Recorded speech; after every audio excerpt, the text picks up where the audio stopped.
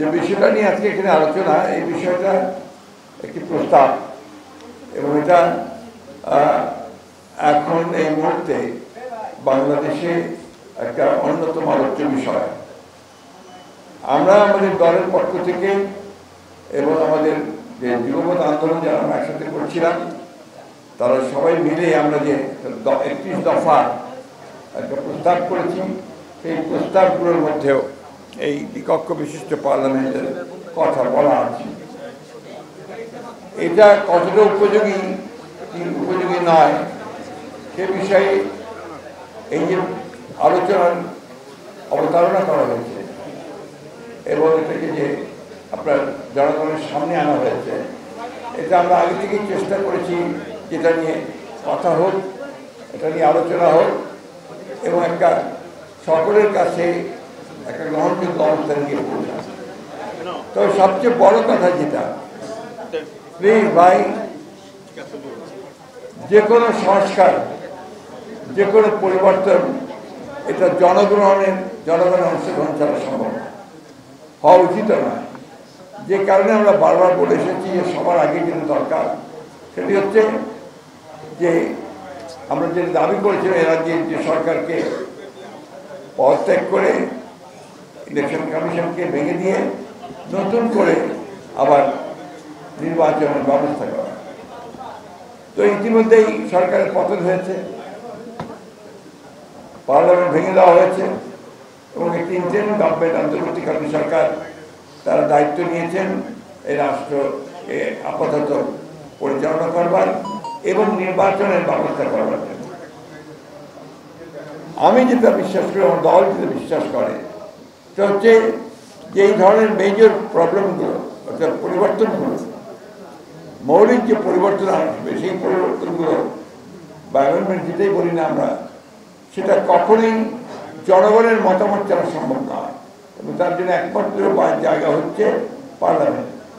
সুতরাং পার্লামেন্ট নির্বাচন করতে হবে এবং সেটা যেন একেবারে অত্যন্ত অবাধ সুষ্ঠুভাবে হয়, সেই জন্য আমরা বলেছি যে একটা নিরপেক্ষ সরকারের অধীনে সেই নির্বাচন হতে হবে এবং নিরপেক্ষ অবাধ নির্বাচন হতে হবে। এখন নিরপেক্ষ সরকার আছে, আমরা কি ভেঙে দেওয়া হয়েছে নির্বাচন কমিশন, এই নির্বাচন কমিশনকে গঠন করতে হবে নতুন করে নিরপেক্ষতার সঙ্গে এবং এই নির্বাচন করার জন্য, একে নিরপেক্ষ করার জন্য, জনগণের কাছে গ্রহণযোগ্য হওয়ার জন্য, অবাধ করার জন্য, সমস্ত জনগণের অংশগ্রহণের মধ্য দিয়ে যেন নির্বাচনটা হয়, তার জন্য সত্যিকার অর্থেই একটি নিরপেক্ষ সরকার অধীনে নির্বাচনটা হতে হবে। সেই নির্বাচনের পরেই যারা নির্বাচিত হবেন তারা সিদ্ধান্ত নেবেন যে কোন পরিবর্তনগুলো দরকার।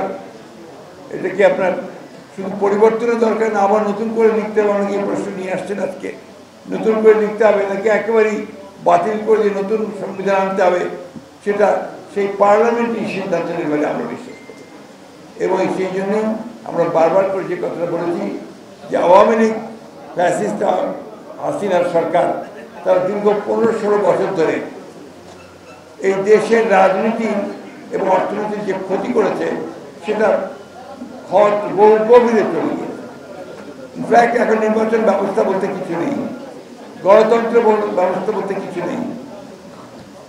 গণতন্ত্রের যে প্রতিষ্ঠানগুলো, সেই প্রতিষ্ঠানগুলোকে সম্পূর্ণ ধ্বংস করে দেওয়া হয়েছে, প্রশাসনিক ব্যবস্থাকে ভেঙে ফেলা হয়েছে, অর্থনৈতিক ব্যবস্থাকে একটা লুটপাটের রাজত্ব সৃষ্টি করা হয়েছে এবং জুডিশিয়ারিকে, বিচার ব্যবস্থাকে সে একইভাবে কুক্ষিগত করে, দলীয়করণ করে সেটাকেও ধ্বংসের শেষ পর্যায়ে নিয়ে গেছে।